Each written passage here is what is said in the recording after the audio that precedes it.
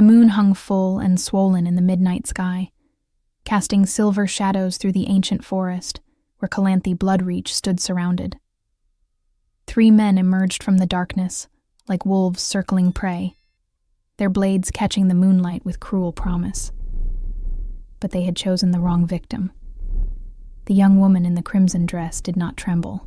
Her white hair gleamed like starlight as she drew her own weapon, her pale skin luminous against the blood-red fabric that swirled around her like war itself. "Your coin or your life, girl," the largest thief snarled, his breath visible in the cold night air. Calanthe's lips curved into something that was not quite a smile. "I choose neither." She moved like lightning born from stillness. Her blade sang through the air, meeting the first attacker's sword with a shower of sparks that lit the forest floor.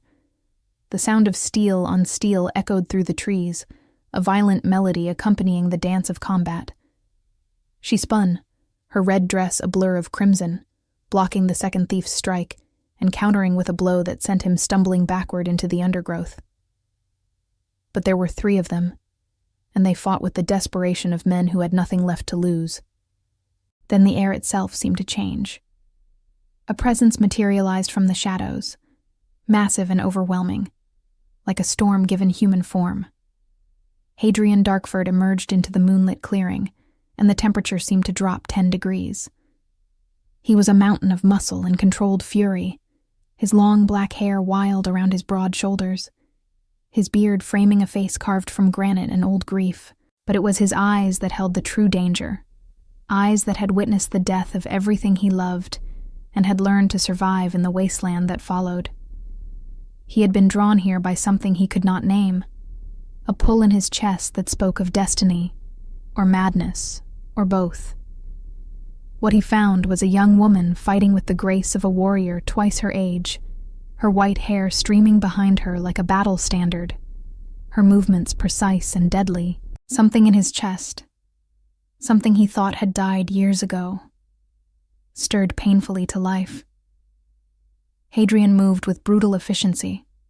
The first thief barely had time to register the Alpha King's presence before he was disarmed and thrown to the ground, with enough force to crack ribs.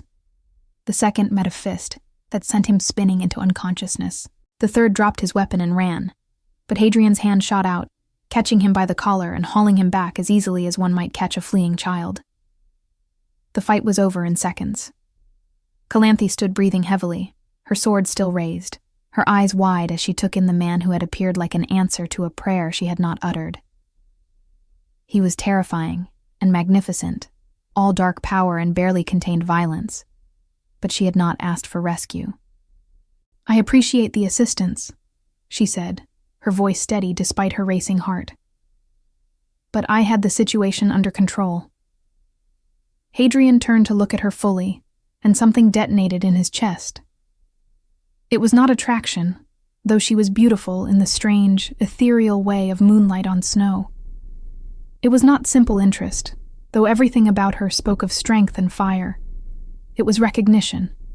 His soul, dormant and frozen for 5 years, suddenly remembered what it meant to feel. "I have no doubt you did," he replied, his voice like gravel and honey, rough from disuse when it came to anything resembling kindness. "These men will face the king's justice. Before we begin the story, I want to thank everyone who supports the channel and loves our Alpha King romances. In the pinned comment, you'll find a special selection of the best Amazon books that inspire our stories. If you purchase any book through those links, you'll be directly supporting the channel and helping us create more stories. Tell us where you're watching from and how old you are in the comments. I hope you enjoy the story."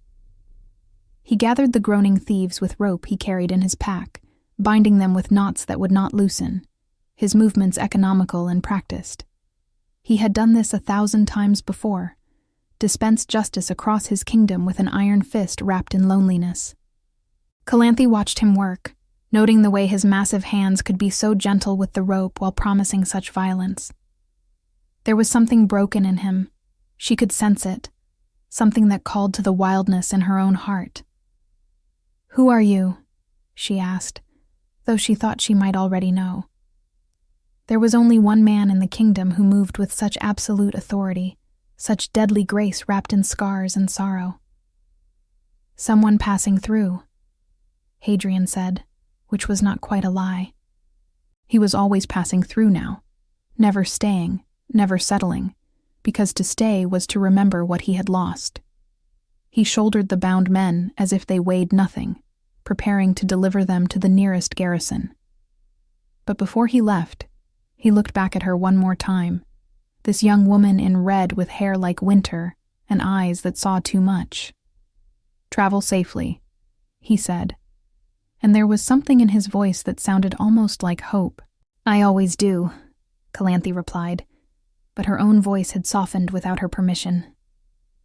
Then he was gone, melting back into the shadows with his criminals in tow, leaving her alone in the moonlit clearing with her heart beating a rhythm it had never beaten before. That night, Hadrian lay in his tent unable to sleep, which was nothing new. Sleep had been his enemy since the war.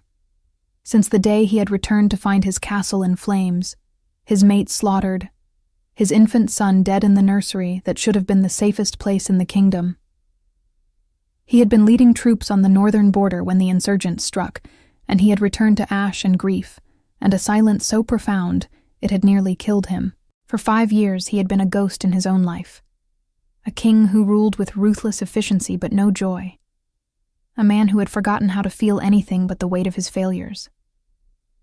But tonight, for the first time in those endless years, he felt something different.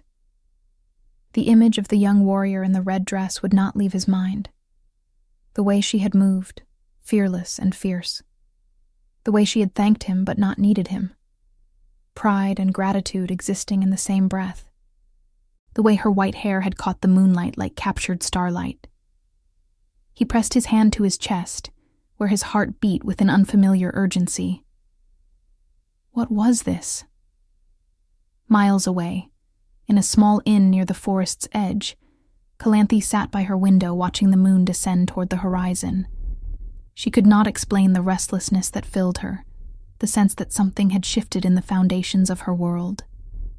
The dark stranger had awakened something in her, some recognition that went deeper than logic or reason. She had trained as a warrior since she could walk, had earned her place among the kingdom's defenders through skill and determination. She had never needed rescue, had never wanted to need anyone. Independence was her armor, solitude her fortress. But when he had looked at her with those haunted eyes, when his voice had gentled on those final words, she had felt her fortress walls tremble. She touched her fingers to her lips, remembering the way her breath had caught when he emerged from the shadows, how the air had seemed to crackle with his presence, how safe she had felt, despite not needing safety, despite priding herself on being her own protector. Tomorrow she would forget this strange encounter, she told herself. Tomorrow she would return to her life, her training, her solitary path. But even as she thought it, she knew it was a lie. The moon set, and dawn came, and neither of them had slept. The weeks that followed were an exercise in fate's strange sense of humor. Hadrian found himself drawn to the southern provinces of his kingdom, areas he normally left to his regional commanders. He told himself it was routine inspection, that a king should know all corners of his realm. He did not admit, even to himself, that he was hoping for another glimpse of white hair and red fabric. When he saw her in the market of a border town, his heart stopped. Calanthe was examining weapons at a blacksmith's stall, her attention focused on a set of throwing knives, her profile strong and clean in the afternoon sun. She wore simpler clothes today, leather and linen suited for travel, but her white hair was unmistakable, braided in a complex pattern that spoke of warrior tradition. Hadrian approached before he could question the wisdom of it, his feet moving of their own accord, drawn by that same inexplicable pull that had led him to the forest. "Those knives are poorly balanced," he said, his deep voice cutting through the market noise. Calanthe turned, and he watched recognition flare in her eyes, followed by something that might have been pleasure before she shuddered it behind polite surprise. "The dark stranger from the forest," she said. "Do you make a habit of appearing unexpectedly?" "Only when I sense poor weapon choices about to be made," Hadrian replied, and was shocked to hear something almost like humor in his own voice. When had he last joked? When had he last felt light enough for humor? He reached past her, his arm brushing hers, and the contact sent electricity racing through his veins. He selected a different set of knives, weighing them in his large hands before offering them to her. These, better steel, proper weight distribution. They will fly true. Calanthe took them, her fingers grazing his palm, and tried to ignore the warmth that spread from that simple touch. She tested the balance, threw one experimentally at a practice target the blacksmith kept for customers. It struck dead center with a satisfying thunk. "You know weapons," she observed. "I know war," Hadrian replied, and shadows crossed his face like clouds over the sun. They stood in awkward silence for a moment, the bustle of the market flowing around them like water around stones. Hadrian searched for something to say, anything to extend this moment, this strange feeling of being almost alive again. "I never introduced myself properly," he said finally. "I am Hadrian." He did not give his title. For this moment he wanted to be just a man, not a king, not an alpha weighed down by loss and responsibility. "Calanthe," she replied, and her name on his tongue was like tasting starlight. "And you are more than just someone passing through, are you not?" Her eyes held knowing, but also a willingness to accept his privacy, and Hadrian felt something in him crack open just a little wider. "Perhaps," he admitted, "though I have been passing through my own life for longer than I care to remember." The words surprised him. He did not speak of such things, had not been vulnerable with another soul since his world ended.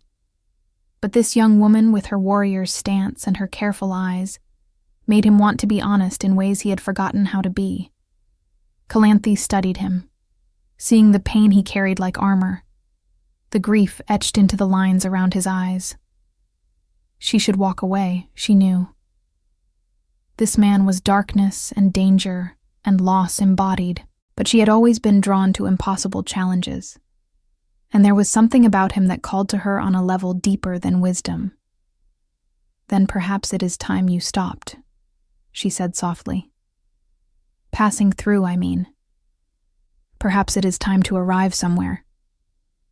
Hadrian stared at her, this young woman barely into adulthood who spoke like an old soul, who saw too much and offered simple truths like weapons. "I do not know if I remember how," he confessed, his voice rough with emotion he had not allowed himself to feel. "Then, learn," Calanthe said, and smiled at him for the first time, a small hesitant thing that lit her face like dawn breaking. From that day, Hadrian found himself inventing reasons to be wherever Calanthe was.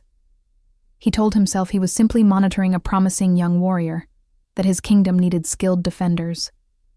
He did not admit that he waited for her laughter the way dying men wait for water, that her presence made the world seem less gray.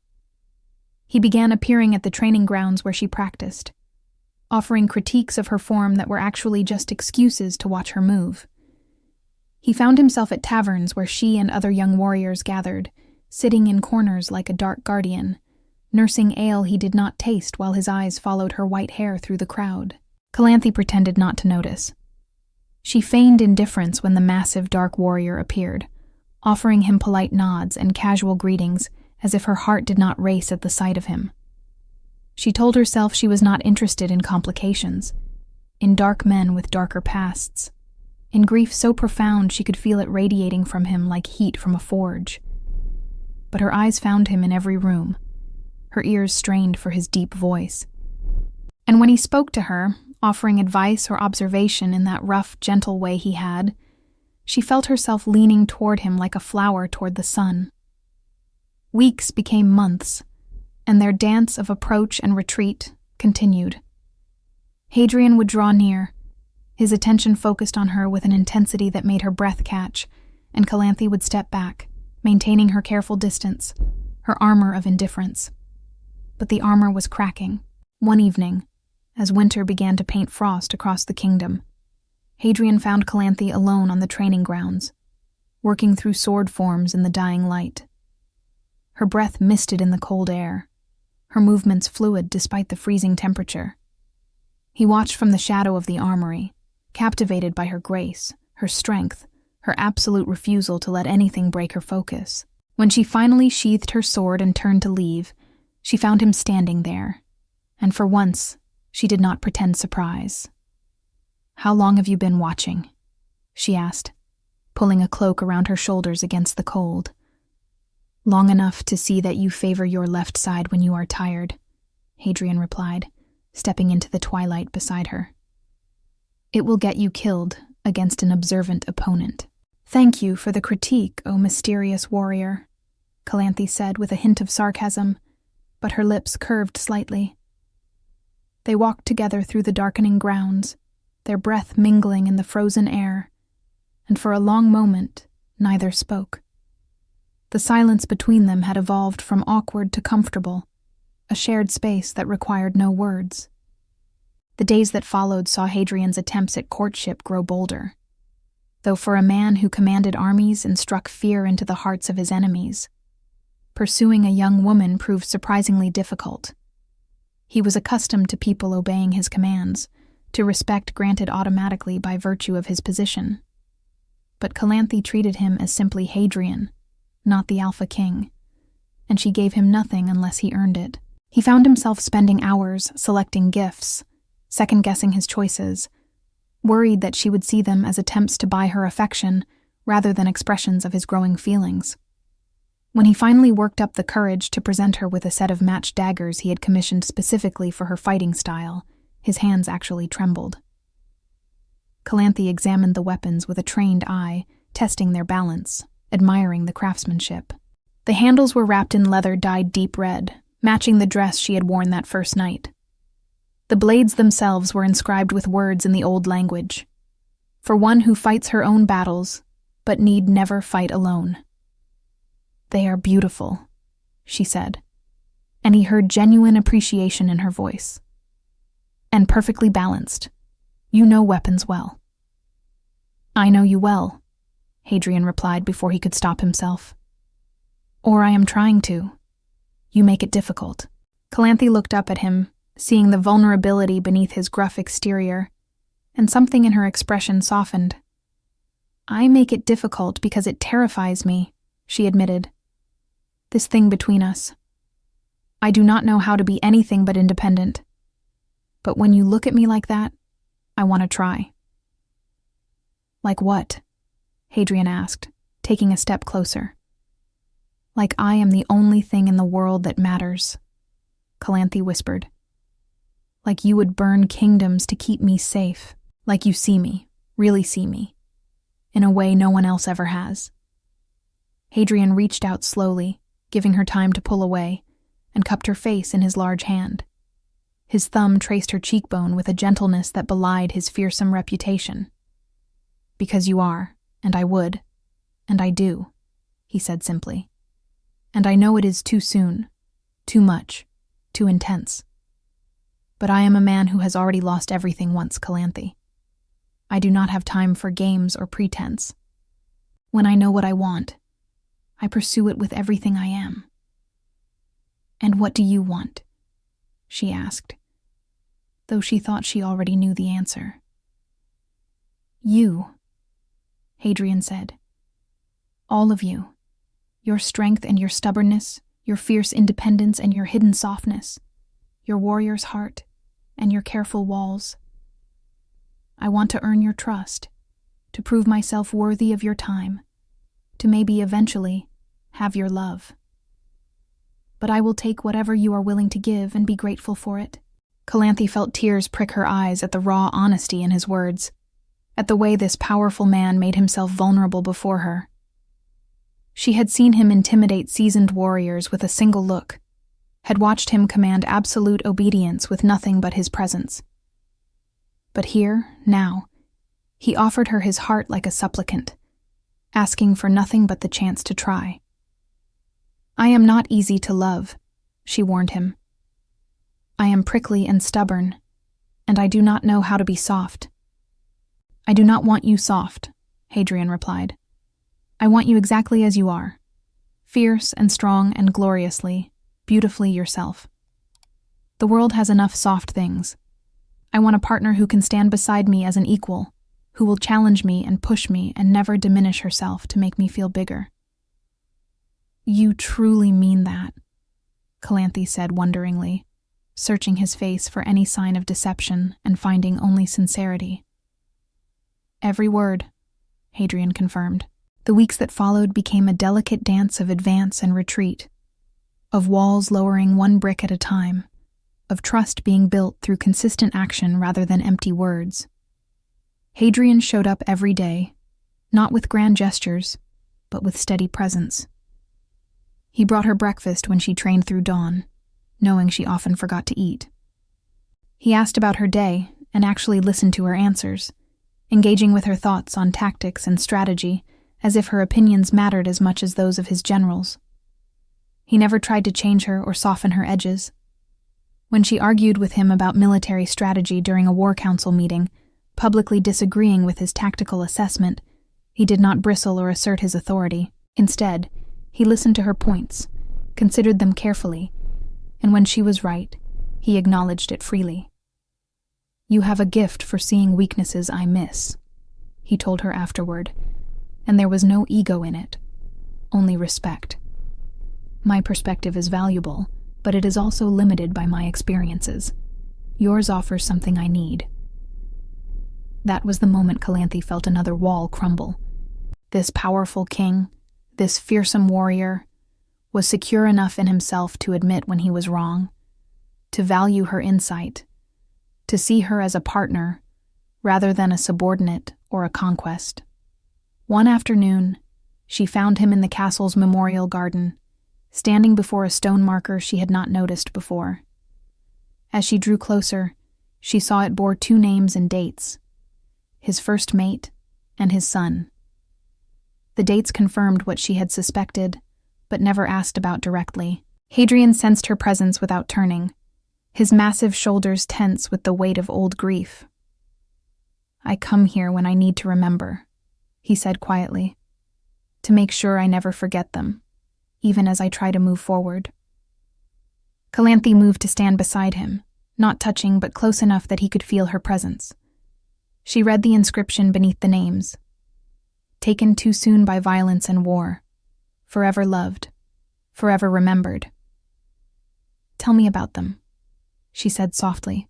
"Not because I am jealous of what they meant to you, but because they are part of your story, and I want to know all of you." So Hadrian told her. He spoke of his first mate, a woman from a neighboring kingdom, their marriage arranged for political alliance, but growing into genuine affection. He described her cleverness with court politics, her kindness to servants, her excitement when she discovered she was carrying his child. He told of his son, born strong and healthy, with lungs that could wake the entire castle when he cried, and a smile that made even the gruffest guards melt. And he told of the day he returned from leading troops against a northern incursion to find his castle burning, his mate murdered in their chambers, his son killed in the nursery by insurgents who knew exactly how to hurt him most deeply. "I failed them," Hadrian said, his voice breaking. "I was where a king should be, leading his armies, protecting his borders. But I was not where a husband and father should have been, protecting his family." "You cannot be in 2 places at once," Calanthe said gently.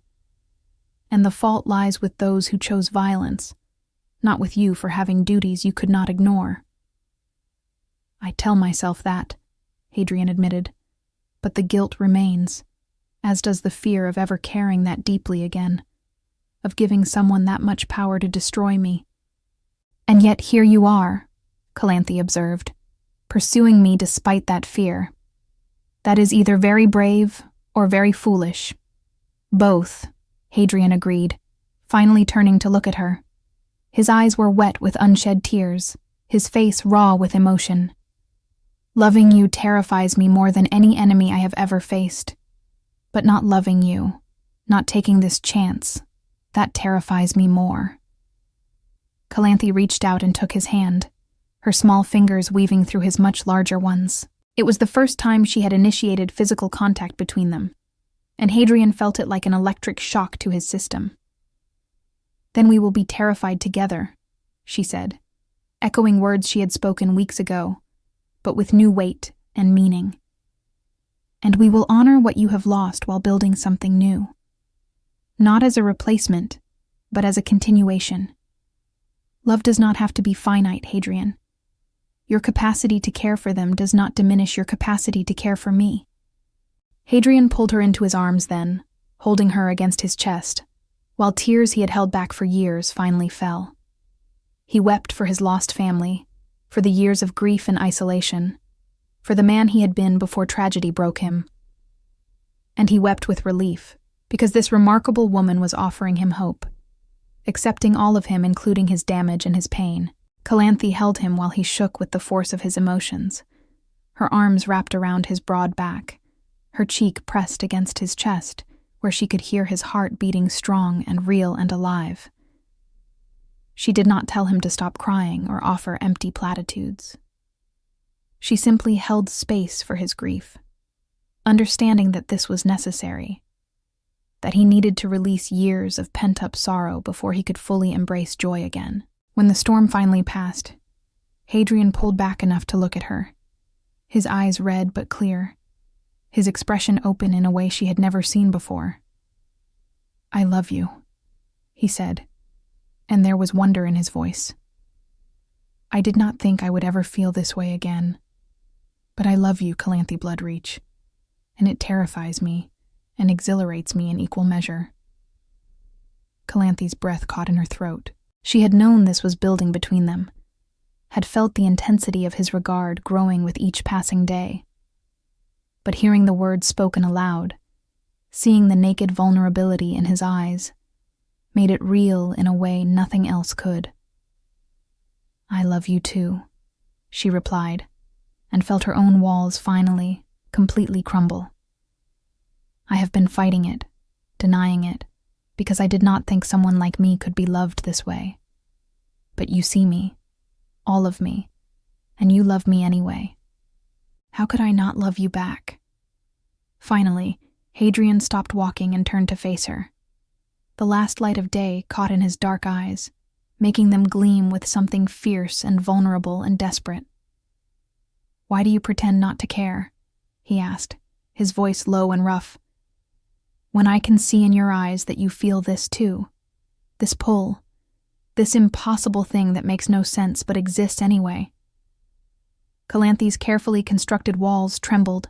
She could deflect, could laugh it off, could retreat behind her armor one more time. But she was tired of pretending, tired of denying the truth that beat in her chest like a war drum. "Because you terrify me," she whispered. "Not because you are dangerous, though you are, but because when I look at you, I see everything I never knew I wanted. And I have spent my life wanting nothing, needing no one. It is safer that way." "Safe," Hadrian repeated, and something like pain crossed his features. "I thought I wanted safe. I thought I had built a life where nothing could hurt me again because I let nothing matter. But you, Calanthe Bloodreach, you have shattered that illusion. You make me want to be alive again, and that is the most terrifying thing I have felt in 5 years." He took a step closer, his massive form radiating heat against the winter cold, his eyes burning into hers. "I am not safe," he continued, his voice dropping to something that was almost a growl. "I am broken and scarred, and I have done things in war that would make you turn away in horror. But when I am near you, I remember what it felt like to be human, to want something beyond survival, to hope." Calanthe felt her resistance crumbling like sandcastles before the tide. She reached up, her hand trembling slightly, and touched his bearded face. His eyes closed at the contact, as if her touch caused him pain, or pleasure, or both. "Then let us be terrified together," she said. Hadrian's hand came up to cover hers, his palm rough and warm against her cold fingers. When he opened his eyes again, they were full of something that looked like reverence. "I do not know how to do this," he confessed. how to let someone in, how to risk caring again. Neither do I, Calanthe admitted, but perhaps we learn together. He kissed her then, in the frozen twilight, and it was like ice melting into spring. His lips were gentle despite his fierce exterior, tender in a way that made her heart ache. She kissed him back, pouring all her hidden feelings into that contact, all the weeks of pretending not to care dissolving into honest want. When they finally pulled apart, both breathing hard, Hadrian rested his forehead against hers, his hands cradling her face as if she were made of starlight and dreams. "I lost everything once," he said quietly. "I lost my mate in war. I lost my infant son. I lost myself, and I swore I would never risk that pain again. But you, Calanthe, you make me want to risk everything."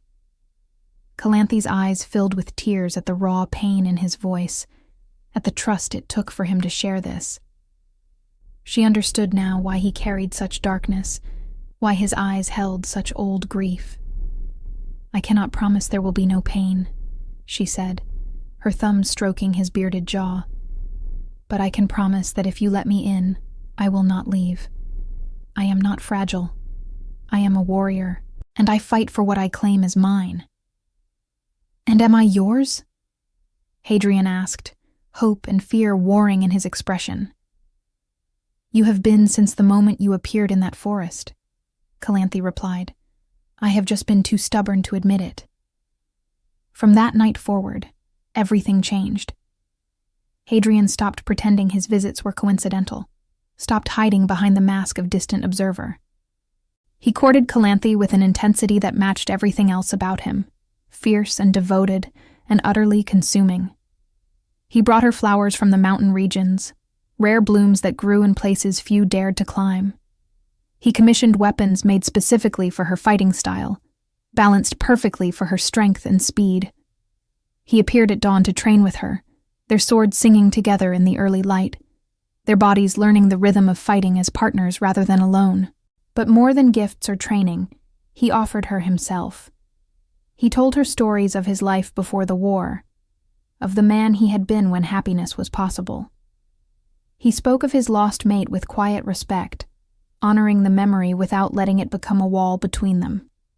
He shared his fears, his failures, his darkest moments when survival had seemed more curse than blessing, and Calanthe listened, absorbing his pain, understanding that his capacity for love was directly proportional to his capacity for grief. She met his vulnerability with her own, sharing her childhood, her drive to prove herself, her secret fear that she would always be alone because she was too fierce, too independent, too much for anyone to truly want. "You are not too much," Hadrian told her one night as they sat together by a fire, her back resting against his broad chest, his arms wrapped around her like living walls. "You are exactly right. You are everything." The kingdom began to whisper about their Alpha King's transformation. He smiled now, occasionally. He laughed, a sound that shocked those who had served him through the years of grief. He walked through his castle with purpose instead of merely existing within its walls. The dark shadow that had hung over him since the war seemed to be lifting, replaced by something that looked almost like joy. His advisors marveled at the change. His warriors noticed that their king's brutal efficiency in combat was now matched by a protectiveness that extended beyond strategic necessity. When Hadrian learned that Calanthe would be joining a patrol in dangerous territory, he insisted on accompanying her, and his presence ensured that every member of that patrol returned safely. He was still the fierce Alpha King to the world, still the warrior who struck terror into his enemies, still the ruler who dispensed justice with an iron fist. But for Calanthe, he was something different. For her, he was gentle and devoted, protective in a way that empowered rather than diminished, strong in a way that created safety without caging her spirit. One night, several months into their relationship, Calanthe watched as Hadrian dealt with captured raiders who had been terrorizing border villages. She saw the cold fury in his eyes as he pronounced judgment, saw the way hardened criminals trembled before him, saw the absolute authority with which he commanded obedience and respect. But when he turned to her afterward, all that fury melted away. His eyes softened, his rigid posture eased, and he reached for her hand with a gentleness that contradicted everything the raiders had just witnessed. "You contain multitudes," she said wonderingly, lacing her fingers through his. "Only for you," Hadrian replied, bringing her hand to his lips. "The world requires a king who is iron and stone, but you deserve a man who knows how to be tender. I am both, but the second exists only because you awakened it." Winter deepened into spring, and their love deepened with it. Hadrian showed Calanthe the hidden places of his kingdom, the secret valleys and forgotten ruins that only the king knew existed. He taught her the history of their land, the treaties and alliances that kept peace, the delicate balance of power that required both strength and wisdom. They spent long evenings in the castle library, where Hadrian would read ancient texts aloud while Calanthe listened, her head resting on his shoulder, her fingers tracing idle patterns on his arm. He loved the way she asked questions, challenging assumptions in historical accounts, seeing connections between past events and current politics that even he had missed. "You should have been a scholar," he told her once. "Your mind is as sharp as your blade." "I am a warrior who thinks," Calanthe replied with a smile. "Is that not more useful than a scholar who fights?" Calanthe showed him how to live again, how to find joy in simple moments, how to laugh without guilt, how to look forward instead of only backward. She challenged him intellectually and physically, never letting him settle into comfortable assumptions, always pushing him to be better while accepting him exactly as he was. She dragged him to village festivals he would have normally avoided, forcing him to dance with her under strings of lanterns while musicians played and common folk celebrated harvest or solstice. At first, Hadrian was stiff and uncomfortable, too aware of his status, too conscious of being observed. But Calanthe's laughter and the way she moved in his arms gradually loosened something in him. "They see their king as human," she whispered to him as they swayed to the music. "That is not weakness, Hadrian. That is what makes them love you rather than merely fear you." And she was right. The people who watched their intimidating alpha king dance with his young warrior love, who saw the way his harsh face softened when he looked at her, who witnessed his rare smiles, began to hope. If their grieving king could find happiness again, perhaps there was hope for all of them. One afternoon they were riding through the forest near where they had first met, and Calanthe led him to the exact clearing. It looked different in daylight, peaceful rather than dangerous, but Hadrian remembered every detail of that night. "This is where everything changed," Calanthe said, dismounting and walking to the center of the clearing. "I was so angry when you appeared, so determined to prove I did not need help." "You did not need help," Hadrian agreed, joining her. "But I needed to help you. My soul needed a reason to care about something again, and it chose you." "Destiny or chance?" Calanthe mused. "Does it matter?" Hadrian countered, pulling her close. "We are here now, together. Everything that brought us to this moment, whether fate or random occurrence, led to us. And I would not change a single thing, not even the pain, because it all led me to you." Calanthe looked up at him, this massive warrior who could be so philosophical, so tender, so completely different from his public persona. "You are such a contradiction," she said wonderingly, "fierce and gentle, strong and vulnerable, commanding and humble. How do you contain all of that?" "I do not," Hadrian admitted. "Not always. Sometimes the contradictions tear at me, and I do not know which version of myself I am supposed to be. But with you, I do not have to choose. You accept all of it, all of me. That is your gift to me, Calanthe. You make me feel whole instead of fractured." They were lying together on a hillside one evening, watching stars emerge in the darkening sky, when Hadrian finally spoke the words that had been building in his chest for months. "I love you," he said, his voice thick with emotion. "I did not think I would ever say those words again. I did not think I was capable of feeling them again. But you have restored something in me I thought was dead forever. You have given me back my heart." Calanthe turned to face him, tears streaming down her face, catching starlight like diamonds. "I love you too," she whispered. "You have shown me that strength does not require solitude, that I can be fierce and still be loved, that opening my heart is not weakness, but the bravest thing I have ever done." They made love under the stars that night, and it was sacred and raw and healing. Hadrian worshipped her body with hands that could break stone, but touched her like precious silk. Calanthe claimed him with a passion that matched his own, fierce and tender and utterly complete. Afterward, as they lay tangled together, Hadrian traced patterns on her pale skin and whispered against her white hair. "I want forever with you," he said. "I want to wake beside you every morning and fall asleep holding you every night. I want to build a life with you, a family. I want everything I thought I could never have again." "Then take it," Calanthe replied, her hand over his heart, feeling it beat strong and sure. "Take everything. I am yours, completely." The months that followed their confession were pure magic. They moved through their days as partners in all things, training together at dawn, working through administrative duties side by side, planning military strategies with the kind of perfect synchronization that came from truly understanding each other. Hadrian's council members marveled at how their king consulted Calanthe on matters both martial and political, valuing her input as much as that of his most senior advisors. Some of the older nobles grumbled about a young woman wielding such influence, but one look from Hadrian's cold eyes silenced any direct opposition. "She is brilliant, skilled, and she sees what others miss," he said flatly during one council meeting where someone had questioned Calanthe's presence.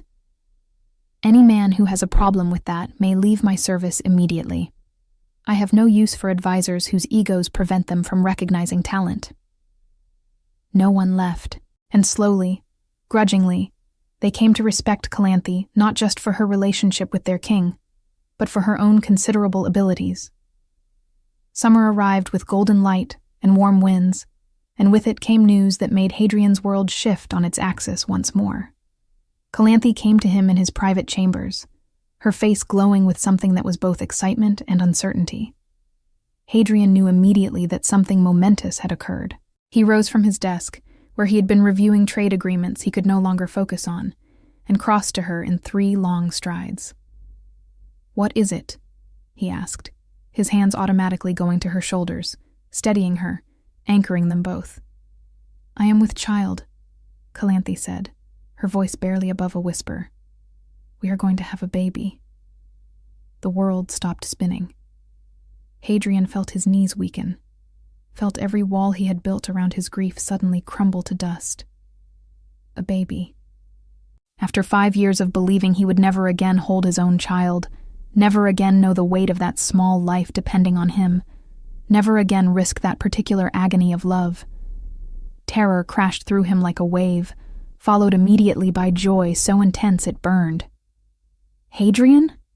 Calanthe's voice pulled him back from the edge of panic. Her hands cupped his face, forcing him to meet her eyes. "Say something, please." "I am terrified," he admitted, his voice breaking. "I lost 1 child already. I do not know if I can survive losing another." "Then we will not lose this one," Calanthe said fiercely. "We will protect this child with everything we are, together. Do you hear me? You are not alone in this. You are not the man you were 5 years ago, and this is not the same story. We write a new one now." Hadrian pulled her against his chest, holding her so tightly she could barely breathe, his massive frame shaking with the force of his emotion. Tears he had not shed in years finally broke free, soaking into her white hair, releasing grief and fear and hope all tangled together. "I love you," he said against her hair, over and over like a prayer. "I love you. I love our child. I love the life you have given back to me." They stood like that for long minutes, holding each other, feeling the weight and wonder of this new beginning. When Hadrian finally pulled back, his eyes were red but clear, filled with determination that Calanthe recognized from the battlefield. "Marry me," he said. "Not because of the child, though I want them to have our names and our vows, but because I want you bound to me in every way that matters. I want the world to know you are my mate, my queen, my everything." "Yes," Calanthe replied without hesitation. "Yes to all of it." The wedding took place within the month, before Calanthe's pregnancy became obvious, though Hadrian would not have cared if the entire kingdom knew she carried his heir. It was a grand affair befitting a king's marriage, but intimate in the ways that mattered. Their vows were personal and raw, stripped of traditional formality in favor of honest truth. When Hadrian spoke his vows, his deep voice carrying across the assembled court, there were few dry eyes in the hall. "I thought I was dead," he said, his hands holding Calanthe's, his eyes only for her. "I thought the war had killed everything worth preserving in me. But you saw past the ruins and found something worth salvaging. You did not heal me because I was never broken, only lost. And you were the light that guided me home. I vow to protect you, to cherish you, to stand beside you as your partner and equal. I vow to be the man you make me want to be. Fierce to the world, but gentle to you. Strong enough to carry us both when needed, but wise enough to let you carry your own weight. You are my heart, my home, my second chance at life, and I will spend every day I have left proving worthy of the gift you have given me." Calanthe's vows were equally powerful, her voice steady and clear, despite the tears streaming down her face. "I thought I needed no one," she said.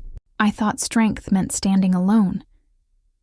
But you taught me that true strength is knowing when to lower your walls, when to let someone in, when to trust that love is not a weakness, but the most powerful force we possess.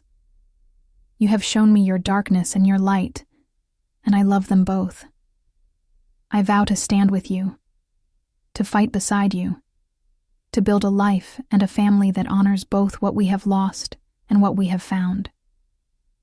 You are my partner, my love, my chosen family, and I choose you, today and every day after, for as long as we both shall live." When they kissed to seal their vows, the hall erupted in cheers, but Hadrian and Calanthe heard none of it. They were lost in each other, in this moment, in the impossible miracle of finding love in the aftermath of loss. The months of Calanthe's pregnancy were both beautiful and terrifying. Hadrian was impossibly protective, hovering like a dark guardian whenever she moved too quickly or pushed herself too hard. He drove healers to distraction with his constant questions and concerns, memorized every possible complication and its remedy, prepared contingency plans for scenarios that would never occur. But Calanthe tolerated his worry with patient affection, understanding that beneath his overprotectiveness lay a father's fear, the memory of a nursery filled with ash. She let him fuss over her, let him carry things she was perfectly capable of carrying herself. Let him sleep with his hand on her growing belly, feeling their child move beneath his palm. "You are going to be an excellent father," she told him one night, watching the wonder on his face as he felt their baby kick. "I was an excellent father before," Hadrian replied quietly, old pain mixing with new hope. "And it was not enough to keep him safe." "You were a king leading troops in war," Calanthe corrected gently. "You were exactly where you needed to be, doing what a king must do. The ones who failed were those who broke the rules of engagement, who targeted civilians, who burned a nursery. That is on them, not on you." Hadrian closed his eyes, breathing through the familiar ache of guilt and loss. Calanthe's hand covered his where it rested on her belly, anchoring him to the present, to this new child, to this second chance. "I will not lose this one," he said, and it was both prayer and vow. "We will not lose this one," Calanthe corrected. "Say it with me. We.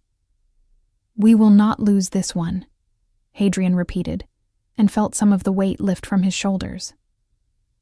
Labor came on a spring morning when the world smelled of rain and new growth.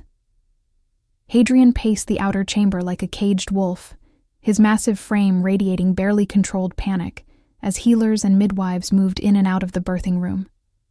Every sound from within made him flinch. Every cry from Calanthe sent him surging toward the door, only to be stopped by attendants who reminded him that this was women's work, that he would only be in the way. But when Calanthe's voice rang out, strong even in pain, demanding his presence, no force in the kingdom could have kept him away. He burst into the room to find his mate upright and fierce, her white hair plastered to her forehead with sweat, her face flushed with effort, but her eyes blazing with determination. "You will not pace outside like a stranger," she panted between contractions. "You are part of this. Get over here." Hadrian was at her side in an instant, his large hand swallowed by her surprisingly strong grip. He let her crush his fingers with each wave of pain, murmuring encouragement and love into her ear, using his strength to support her when her own wavered. Hours passed in a blur of effort and encouragement, pain and anticipation, and then, as the sun reached its zenith, a new sound filled the room. A baby's cry, fierce and strong and utterly alive. "A daughter," the midwife announced, placing the squalling infant on Calanthe's chest. A healthy, perfect daughter. Hadrian stared at the tiny creature, red-faced and furious at being forced into the cold world, her small fists waving in protest. She had Calanthe's pale skin and his dark hair, a combination that was already impossibly beautiful. And when she opened her eyes, they were the exact shade of silver gray that his lost son had possessed. He fell to his knees beside the bed, overwhelming emotion crashing through him like a tidal wave. This was real. His daughter was real, alive, screaming with perfect, healthy rage. Calanthe was alive, exhausted but radiant, cradling their child with the same fierce protectiveness she brought to everything. "We did it," Calanthe whispered, tears streaming down her face as she looked between her husband and her daughter. "We made this perfect, beautiful thing." "You did this," Hadrian corrected, his voice thick with awe and emotion. "You are magnificent. You are everything." He reached out with one trembling hand, his finger so large compared to the baby's tiny fist. When his daughter wrapped her miniature hand around his finger, gripping with surprising strength, something in Hadrian's chest healed completely.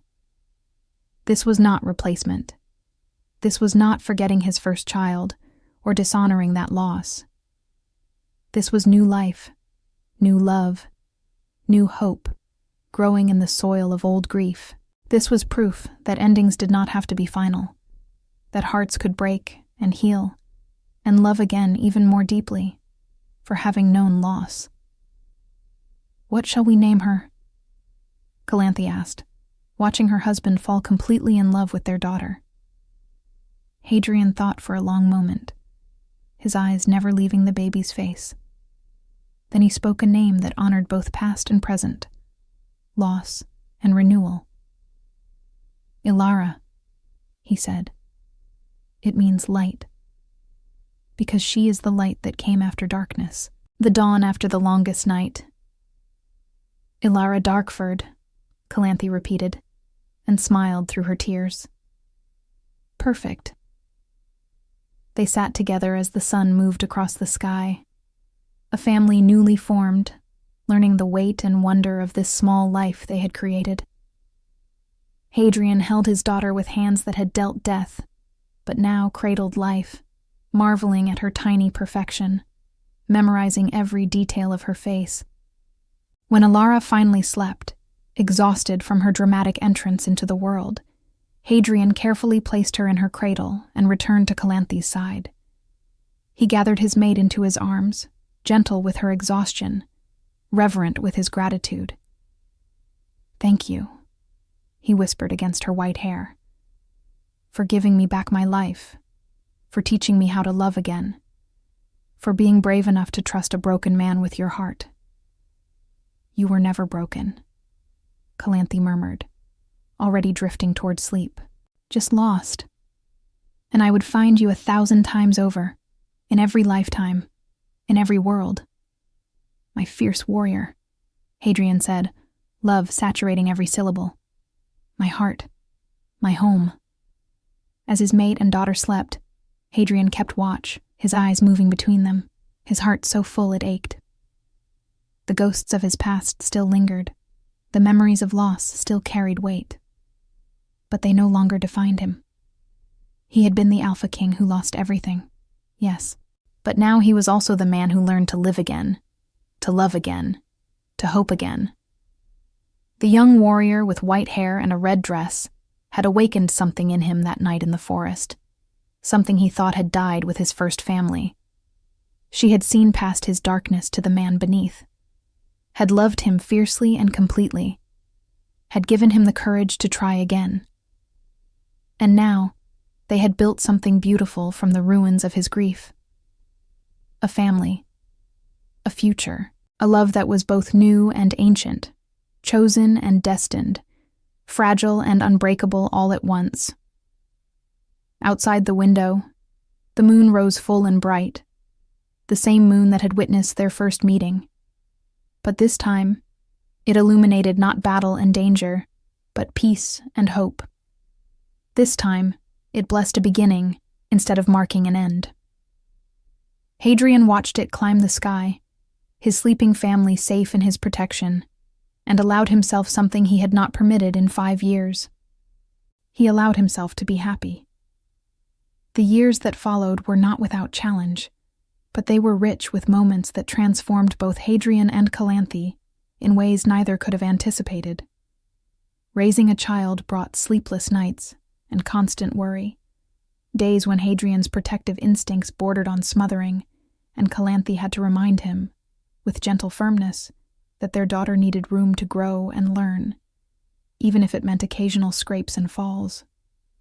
The first time Alara fell while learning to walk, Hadrian's heart nearly stopped. He lunged forward to catch her, but Calanthe's hand on his arm stopped him. Together, they watched their daughter push herself back up, determination written across her tiny features, her dark hair wild around her face.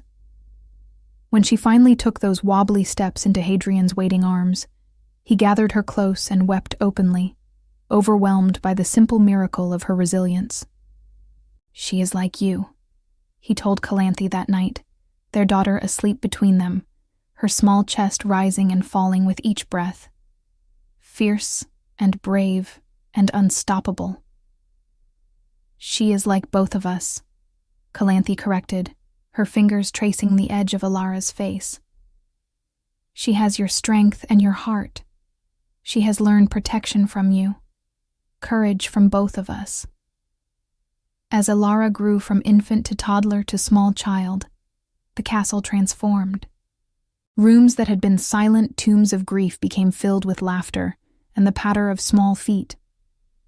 The servants who had watched their king become a ghost over 5 years now watched him bloom back into life, his rare smiles becoming more frequent, his rigid posture softening when he scooped his daughter into his arms. But Hadrian never forgot the darkness from which he had emerged. On quiet evenings, when Alara slept and Calanthe sat beside him reading correspondence from border outposts, he would sometimes fall into old memories. The weight of loss would settle on his shoulders like a familiar cloak, and his eyes would darken with the ghosts of his first family. Calanthe always knew when these moments came. She would set aside her work and move to him, curling against his broad chest, her presence a tether to the present. She never told him to forget or to stop grieving. Instead, she held space for his pain, understanding that it was part of him, that loving him meant accepting all of him, including the scars that would never fully fade. "Tell me about them," she would say sometimes. "Tell me about your first mate, about your son. I want to know them through your memories." And Hadrian would speak of the woman who had been his first love, the alliance marriage that had unexpectedly become genuine affection and partnership. He spoke of her kindness, her political acumen, her death that had been brutal and undeserved.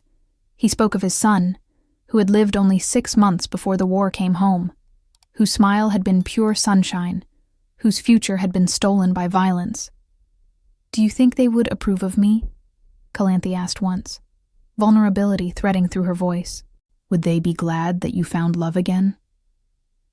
Hadrian cupped her face in his massive hands, his thumbs stroking her cheekbones, his eyes intense with emotion.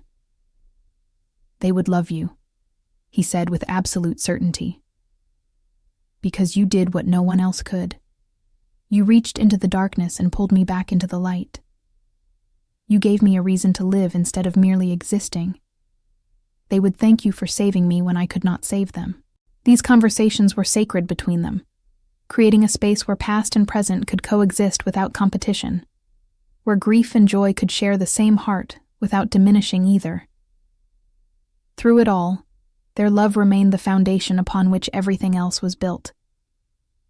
Hadrian continued to be the fierce alpha king to his kingdom, just and strong and uncompromising in the face of threats. He led his armies with strategic brilliance, dispensed justice with unwavering authority, negotiated treaties with the kind of intimidating presence that made even the most ambitious nobles think twice before challenging him.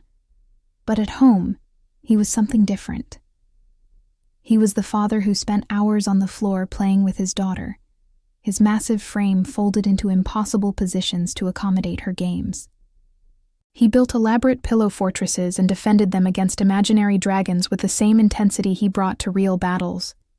He read bedtime stories in his deep, rumbling voice, doing all the different character voices until Ilara giggled so hard she got hiccups. He was the husband who still brought flowers to his mate, who still trained with her in the dawn light, their swords singing together in perfect harmony. He learned to braid her white hair in the intricate patterns of warrior tradition, his large fingers surprisingly deft at the delicate work. He memorized the way she took her tea, the books that made her eyes light up, the exact spot on her shoulders that held tension after long days of training recruits. One morning, as they sparred in the private training yard, their blades moving in the familiar dance of matched opponents, Hadrian found himself overwhelmed by gratitude. The sun was rising behind Calanthe, creating a halo around her white hair, her face focused and fierce as she pressed an attack that would have broken through the defense of any lesser warrior. He deflected her strike and, instead of countering, lowered his sword and pulled her into his arms, laughing at her startled expression. "What are you doing?" she demanded, though she did not pull away. "We were not finished. I was suddenly struck by how much I love you," Hadrian replied, his voice rough with emotion. "By how lucky I am. By how you saved my life in every way a person can be saved." Calanthe softened against him, her own sword lowering, her free hand coming up to rest against his chest, where his heart beat strong and steady. "You saved yourself," she corrected gently. "I just showed you the door. You were the one brave enough to walk through it. We saved each other then," Hadrian compromised, pressing a kiss to her forehead. "And we continue to save each other, every day, in 1,000 small ways." And Calanthe continued to be the warrior she was born to be, balancing motherhood with her training, showing their daughter that strength came in many forms. She still led patrols when needed, her presence ensuring the kingdom's borders remained secure. Her reputation among the warriors grew, and young recruits trained harder, knowing that the White Warrior, as they called her, might appear to observe their progress. She became a legend in her own right, the young woman who had captured the heart of the unbreakable Alpha King, who fought beside him as an equal partner rather than in his shadow. Songs were written about her, about the warrior in the red dress who appeared in a moonlit forest and changed the course of their kingdom's history. But despite her growing fame, Calanthe always returned home, always came back to the family she had chosen, the love she had fought for, the life they had built together from the ashes of old grief. She would return from patrols exhausted and travel-worn, But the moment she crossed the threshold and heard Alara's delighted squeal of "Mama," all the weariness would melt away. Hadrian would watch his mate sweep their daughter into her arms, spinning her around while Alara laughed with pure joy, and he would feel his chest tighten with emotion. This was his family. This was his second chance. This was the life he had never dared to dream possible after losing everything. One evening, when Alara was 5 years old and already showing signs of inheriting both her parents' warrior spirit, the family sat together in the royal gardens, watching fireflies dance among the flowers. Alara chased the glowing insects with a child's unbridled enthusiasm, her dark hair flying behind her, her silver eyes bright with wonder. "She will be formidable one day," Calanthe observed, her head resting on Hadrian's shoulder. "Already she insists on learning to fight, to protect herself and others." "She learned that from watching you," Hadrian replied, his arm around his mate, his eyes never leaving their daughter. "She sees her mother as the strongest person she knows, and she wants to be like you." "She also has her father's heart," Calanthe said softly. "She feels things deeply. She cries when she sees injustice, even in small things. She wants to fix everything, to protect everyone. That is all you, my love." Hadrian pulled Calanthe closer, pressing a kiss to her white hair, breathing in the scent of her. This woman who had become his entire world. "Together we have given her the best parts of both of us," he said.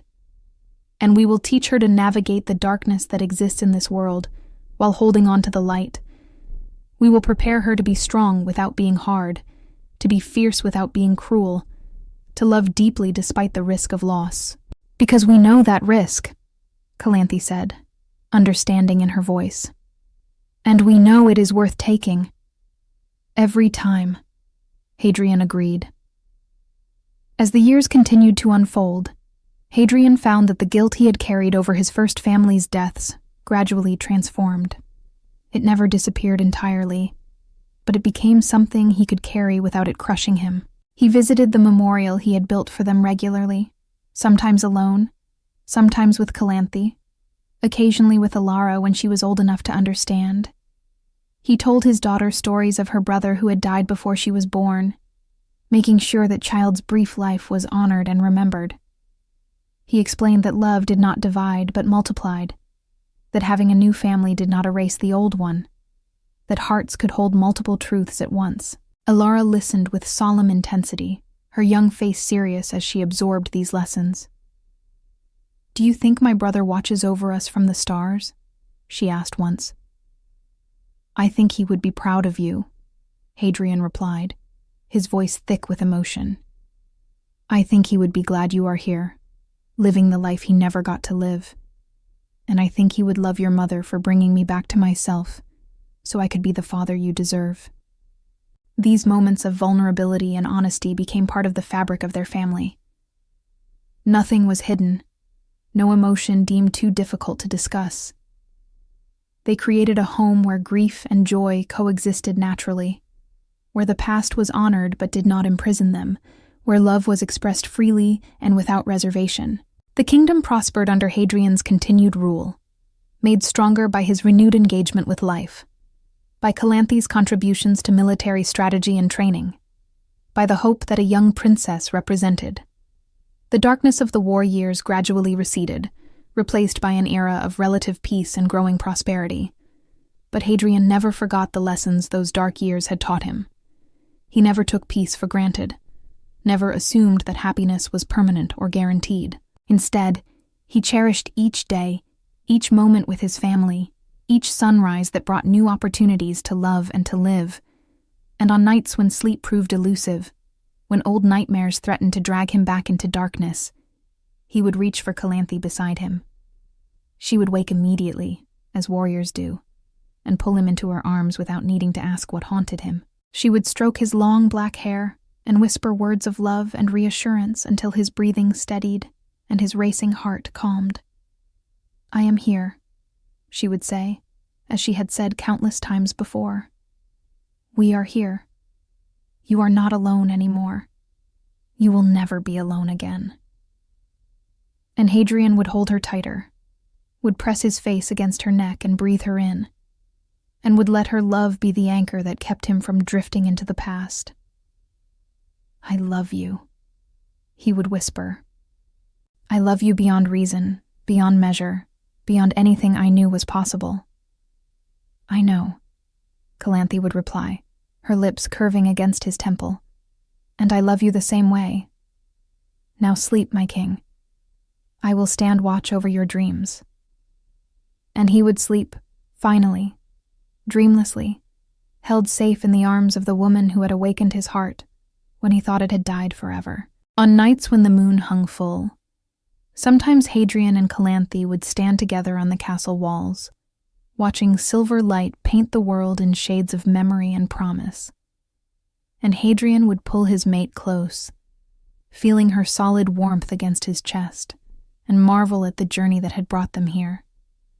From the forest clearing where a young warrior had fought 3 thieves and awakened a dead man's heart, to this moment, surrounded by love and family and hope. It was not the life he had planned. It was not the story he thought he would live. It was better, because it was real and earned and built on honest acknowledgement of both light and darkness, because it did not erase the past but grew from it, honoring loss while creating new life. Because it was a love story, not about forgetting pain, but about finding the courage to risk it again. And when little Alara, growing faster than seemed possible, would ask her father to tell her stories of brave warriors and ancient battles, Hadrian would hold his daughter close and tell her the greatest story he knew. The story of a young warrior in a red dress with hair like starlight, who appeared in a moonlit forest and saved a king who did not know he needed saving, who fought not just thieves, but the darkness itself, and won. "And they lived happily ever after?" Alara would ask, her silver eyes wide with wonder. "They lived," Hadrian would correct gently, glancing at Calanthe, who smiled at him from across the room.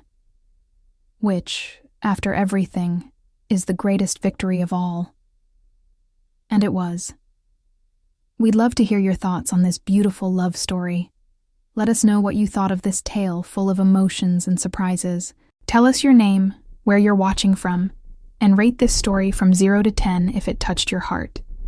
And if you enjoyed the plot, don't forget to leave a like and subscribe to the channel so you don't miss the amazing new stories coming soon. See you next time.